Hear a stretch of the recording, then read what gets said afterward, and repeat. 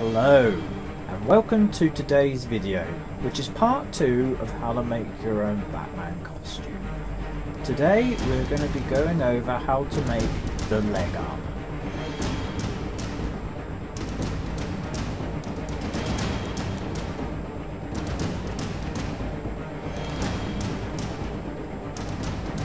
First things first, you're going to want to get your clay and put it into the microwave for a couple of minutes. This is so that it actually softens the clay and just makes it a lot easier to sculpt with. For the second step, you're going to want to actually get it onto the base of the sculpt. And to do this, you'll want to make it really thin and just spread it evenly on the base that you're doing. This is so that the clay will actually stick to the base, especially with oil-based clay. If you've got water-based clay or air-dry clay, you can skip this step because that clay actually sticks really well to any surface. Just make sure you get it all over the area which you want to do, and fill in any gaps like there is on this mannequin which I've got.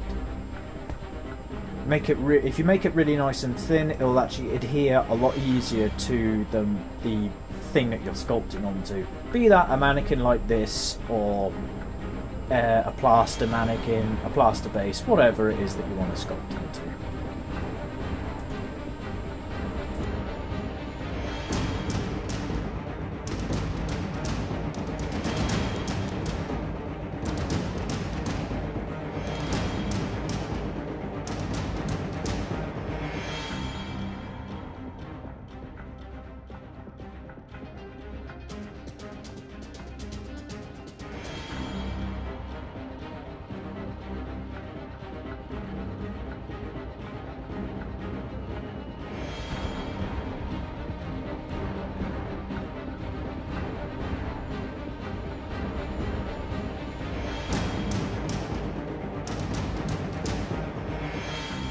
Okay, so basically you're going to want to get your reference photos up, and don't look at the sculpt as, you know, for example, a thigh here. Look at each individual bit as shapes. Like this is just an elongated oval with a point at the bottom, which is pretty much what I did here.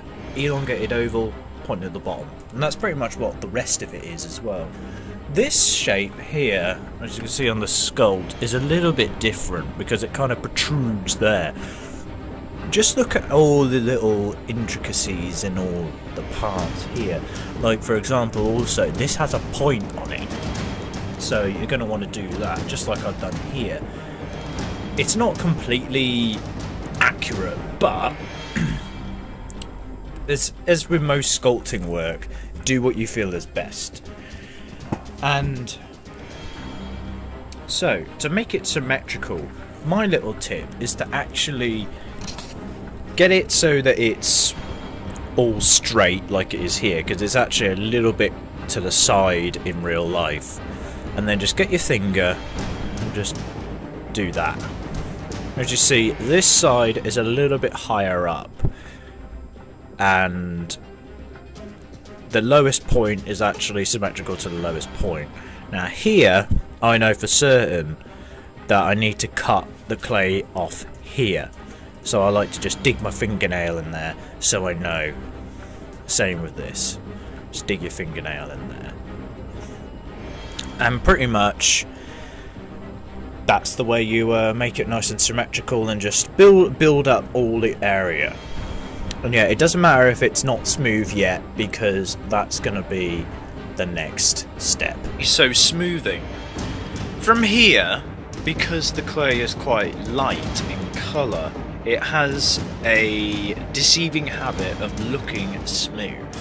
But I'm going to show you a way to see if it is actually smooth or not. What I've got here is I've actually got a webcam with a light on it, and I'm just going to shine it right next to the sculpt there, and as you can see, there's a lot of imperfections on it. It's not really that smooth at all.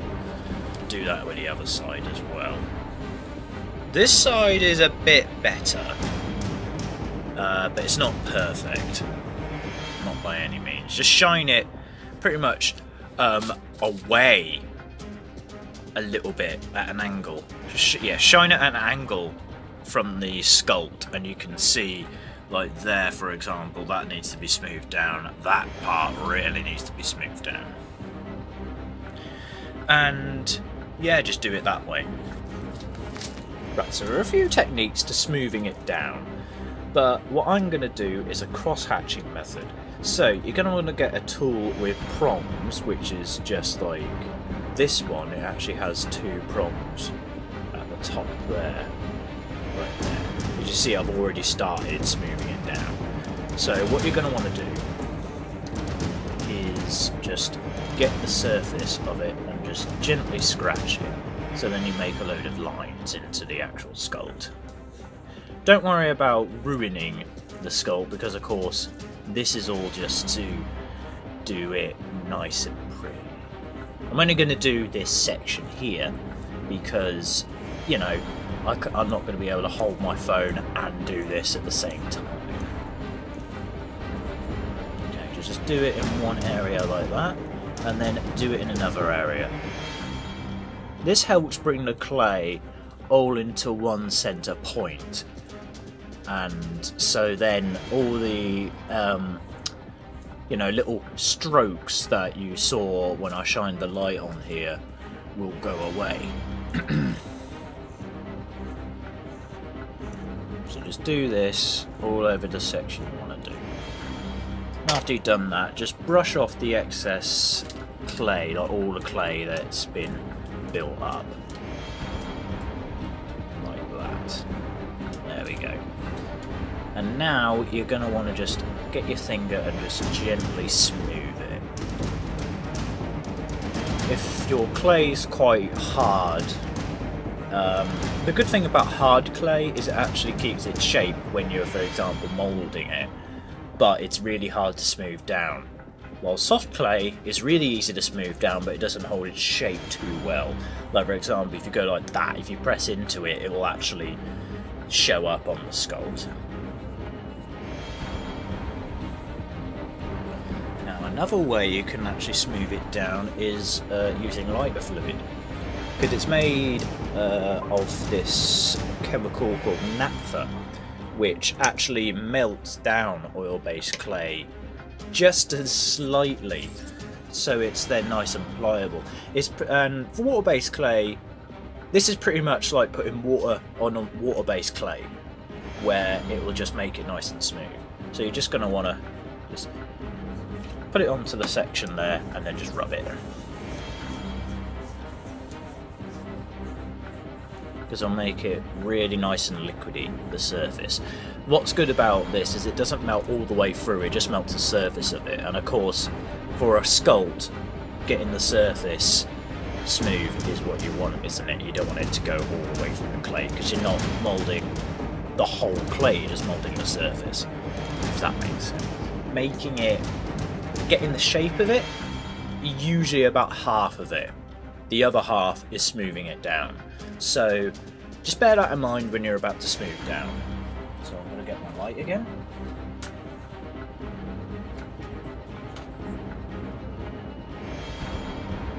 Yeah, as you see already, the areas which I actually smoothed down is already looking nicer. It's not perfect, so I'm going to have to do this a few times.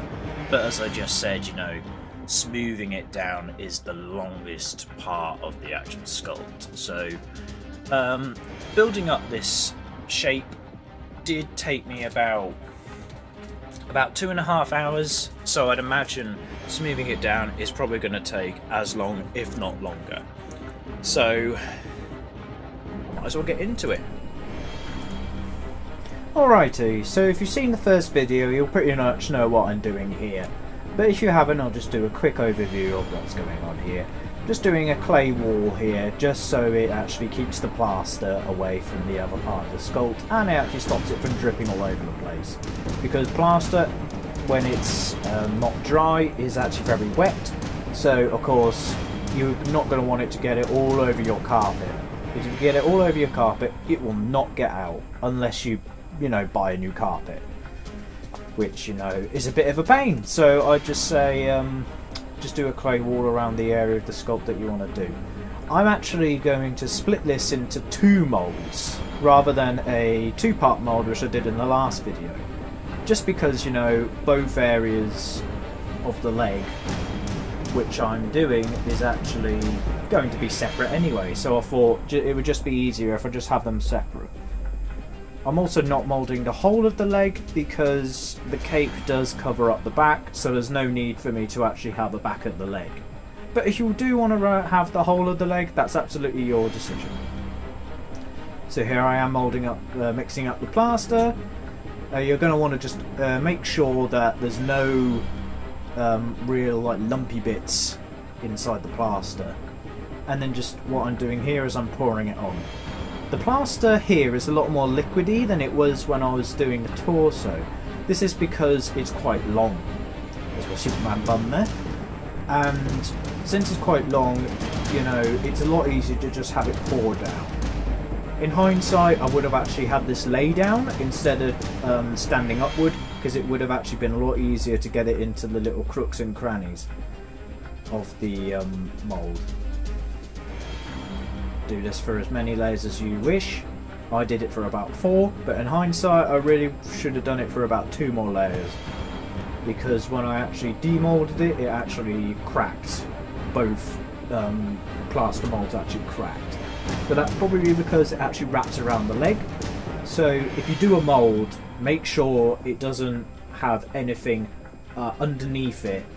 Like for example, if you're moulding a mask, make sure that you have a way to get it off around the chin area, because you know the plaster won't get off around that area. Same with this, if you have it wrapped around the leg, you won't be able to get it off, which is something which I learned in a couple of minutes time. As you see here, I'm trying my hardest to get these off, but because they're wrapped around the leg, it was a real pain to do.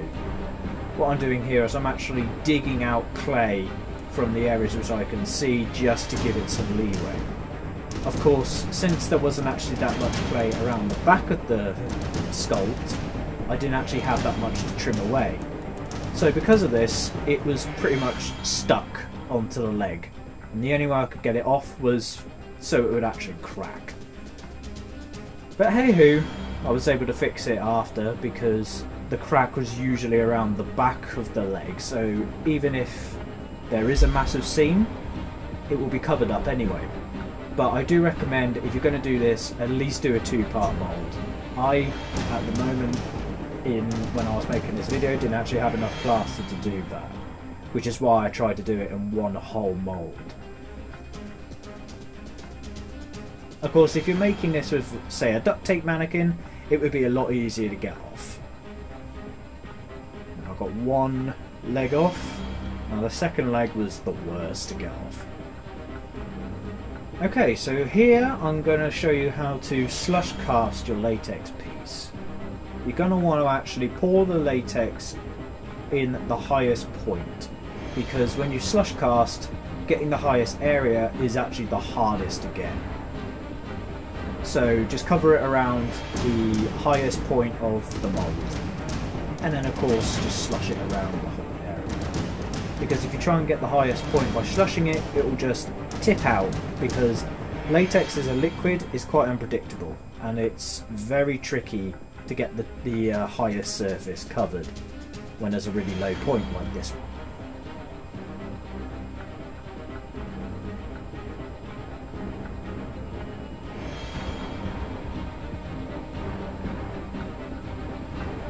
Of course, do this for about 6 layers, just to make it nice and thickish, because even if you do like, let's say 10 layers, it will still be quite floppy afterwards. And again, if you've seen the first video, you know what I'm doing here. I'm just padding it with some upholstery foam, just to add some rigidity to it.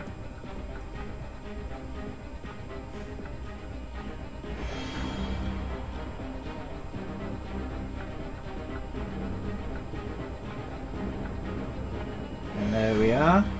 As you see there, it's still fairly floppy, even with the foam backing underneath. So now you know why there is foam underneath the thing. Now I'm just measuring up onto my leg to see how it fits, and as you see there, it fits quite nicely. fits nicely with the other one as well. So now we are ready to plasti dip. A little tip, put it in some hot water before you spray it, and of course put on a respirator so that you don't breathe in the horrible fumes. Yes, it is time to build a And there you go, just secure it onto an undersuit and you have your Batman legs done.